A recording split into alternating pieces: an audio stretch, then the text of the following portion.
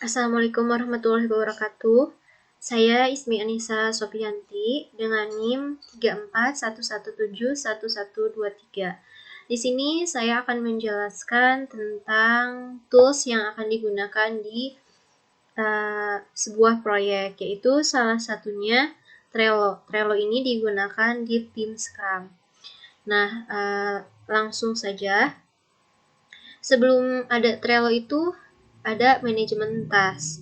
Nah, manajemen task ini adalah proses mengelola tugas di sepanjang siklus hidupnya yang meliputi perancangan, pengujian, pelacakan, dan juga pelaporan.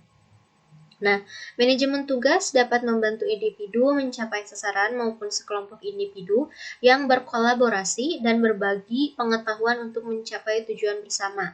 Nah, mungkin manajemen tugas ini gagasan untuk adanya Trello atau tools lain yang digunakan sekarang ini.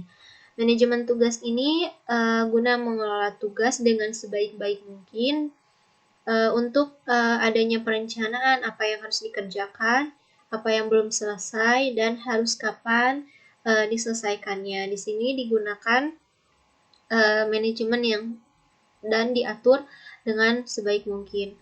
Kemudian mungkin manajemen task ini bisa saja menjadi sebuah fondasi dari suatu organisasi karena segala sesuatu ini dilakukan di manajemen tugas. Nah, kemudian kita lanjut di sini. Mengapa sih perangkat lunak manajemen tugas ini baik dan mengapa harus digunakan? Di sini ada 6 alasan kenapa harus menggunakan manajemen tugas atau tools dari manajemen tugas. Yang pertama, membantu mengatur, menetapkan tugas, dan memprioritaskan tugas dengan menggunakan kode warna dari satu tempat. Misalkan ada satu tugas, kita beri warna kuning untuk tugas yang sederhana. Kemudian, mana tugas yang paling sulit, kita beri warna dengan warna merah. Itu bisa terjadi.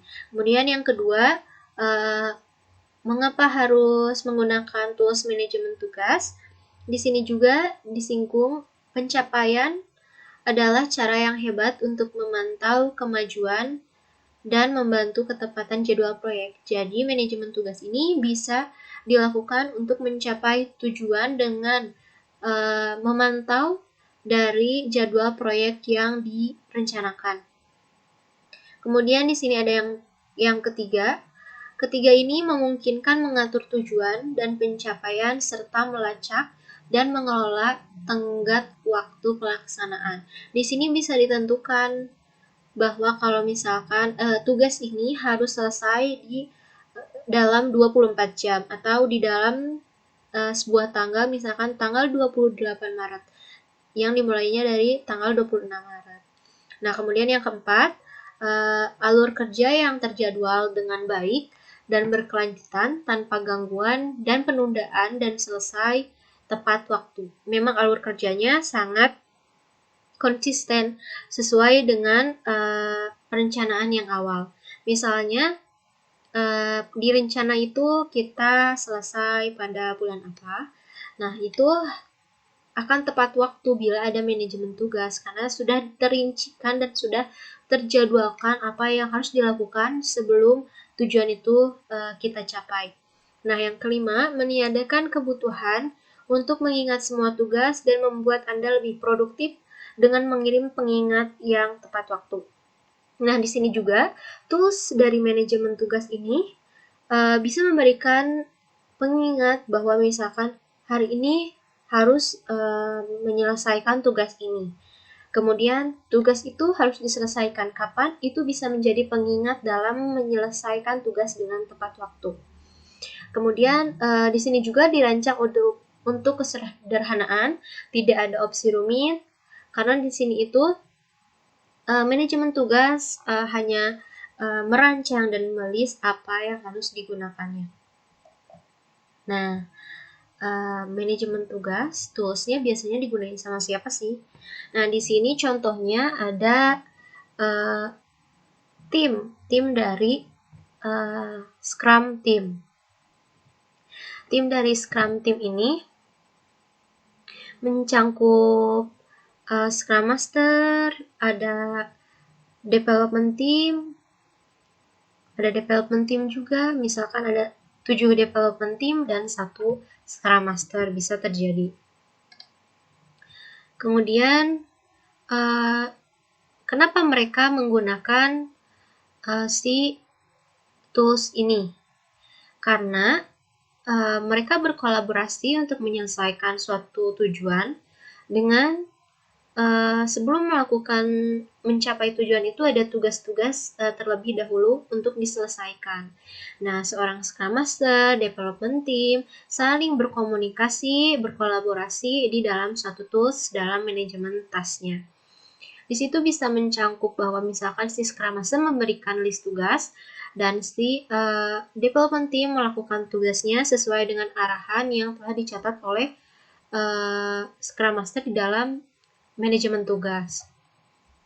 Semuanya di sini tuh memang kalau di Scrum itu harus saling berkontribusi antara satu development dengan development lain, kemudian harus berkontribusi antara Scrum Master dengan development lain juga. Kemudian, nah ini salah satunya Trello. Trello ini menurut saya tools yang menarik karena Trello ini tidak harus di-download, tidak harus di-install di perangkat PC kita, hanya web saja, makanya kita membutuhkan browser, membutuhkan internet juga. Nah, di sini sangat berpengaruh sekali untuk menggunakan Trello, karena memang Trello ini digunain secara online. Kemudian Trello ini free, easy, simple. Nah, free di sini adalah gratis, memang digunakan gratis, tidak berbayar. Kemudian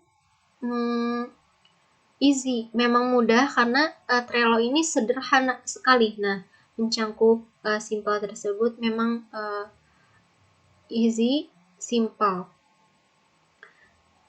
Untuk penggunaan Trello memang harus menggunakan internet karena online.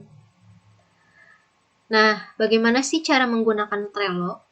Di sini dimulai dari mungkin kita harus terhubung dulu ke sebuah internet. Kemudian di sini juga Anda bisa mengetikkan www.trello.com di browser, kemudian pilih untuk nanti akan setelah memilih URL ini, Anda akan disuguhkan tampilan seperti ini.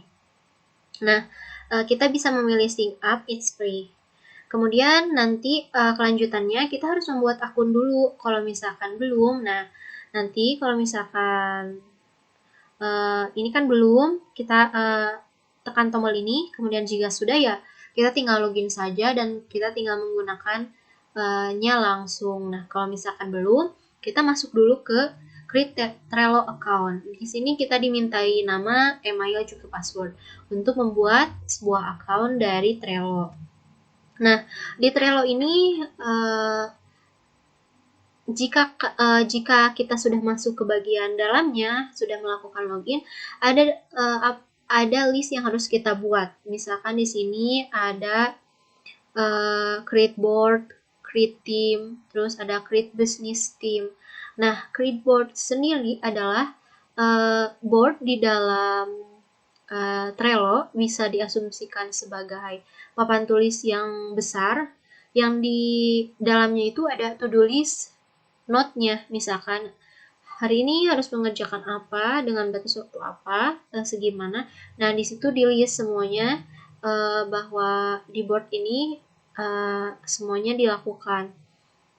Kemudian satu board bisa digunakan banyak label. Label di sini maksudnya misalkan ini yang di request, ini yang bagian pengerjaan, yang bagian ini nanti bisa dikelompokkan untuk listnya. Kemudian create team. create team ini di sini menambahkan tim kita. Misalkan saya seorang Scrum Master menambahkan tim saya yang berjumlah 7, memasukkannya ke dalam Trello untuk melihat bahwa ada tas-tas yang harus mereka selesaikan gitu. Nanti untuk create team ini bisa public atau private. Nah, itu di setting oleh yang pertama masuk. Kemudian ada create business team. Di sini create business team itu untuk lebih keamanan terhadap Trello yang kita pakai ini. Kemudian Trello memang dibuat sebagai tools kolaborasi dalam sebuah organisasi yang dilakukan secara bersama-sama. Nah, ini yang dimaksud dari boards sendiri. Ini to-do list-nya. To-do list-nya ini. Nah, ini bisa dipisahkan antara bagiannya ini yang harus dikerjakan, antara misalkan kalau di Scrum itu ada sprint. Misalkan kalau kalian mau nulis di sini sprint 1, di sini sprint 2, di sini sprint 3, listnya ada apa aja, itu bisa dilakukan. Nah, ini sebagaimana orang-orang yang join dengan bagian board di sini. Ini sebagai judulnya, judul dari board ini tuh apa. Kemudian ini bisa disetting public atau private. Di sini jika public itu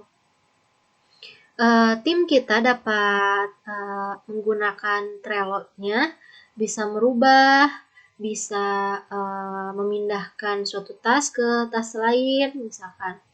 Itu bisa dilakukan. Kalau misalkan private itu mungkin hanya bisa dilihat saja. Nah, ini bisa dilakuin sama beberapa orang, dengan banyak orang pun bisa. Kalau di Scrum mungkin 4-9 orang di dalam satu timnya termasuk Scrum Master. Nah, di sini tuh bisa digunain komentar. Komentar di sini misalkan, oh yang ini bagian ini akan saya lakuin, akan saya gunakan, akan saya kerjakan. Nah, di sini dikasih note misalkan, saya mau mengerjakan ini supaya tidak ada yang mengerjakan yang lain. Nah, di sini di board juga dijelaskan ada yang dan-nya. Yang dan itu yang telah selesai. Yang telah selesai dipindahkan ke sini dari yang to-do list sebelumnya yang sudah diselesaikan. Ini juga sama bisa kita buat sesuai dengan kebutuhan. Nah, jika ini mungkin yang lebih kompleks. Nah, ini yang sederhana. Di sini hanya ada 3 label. Di Pegadaian Sihombing Bandung ini ada 3 label. Di sini juga bisa ditambahkan lagi tugas lain. Di sini juga bisa, di doing-nya, di done-nya juga bisa. Misalkan kalian ingin memberikan another list dengan label lain, ya bisa dilakukan di sini. Ditambah saja. Nah, things to do itu pekerjaan-pekerjaan yang harus dilakukan. Kemudian doing itu pekerjaan yang sedang dilakukan, yang sedang dikerjakan gitu ya. Kemudian di sini ada done. Dan ini pekerjaan yang telah selesai. Di sini juga bisa dikomentar. Diberi komentar siapa yang mau mengerjakan itu bisa saja. Kemudian di sini tuh misalkan kayak implementasi UI, implementasi UX, implementasi UML, itu sublistnya apa sih? Nah, misalkan sublistnya ada di sini. Ada komponen diagram, ada sequence diagram, ada deployment diagram, ada state diagram. Di sini di sublistkan. Misalkan bisa aja di sini di labelnya kalian mau implementasi UI. Terus di bawahnya isi-isi dari misalkan ada login. Login tuh harus buat username, password, sama button misalkan. Nah, di sini juga kalian bisa bikin implementasi UML. Nah, di bawahnya kayak use case, component diagram yang kayak gitu.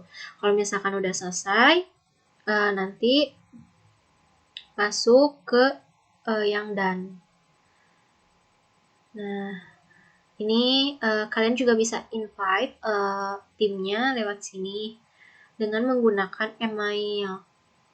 Nah, di board sini bisa dirubah, misalkan kita mau masuk ke board mana sesuai dengan proyek kita.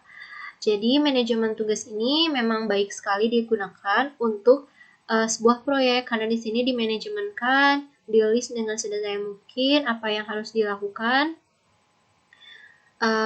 Kemudian semuanya terancang dengan baik.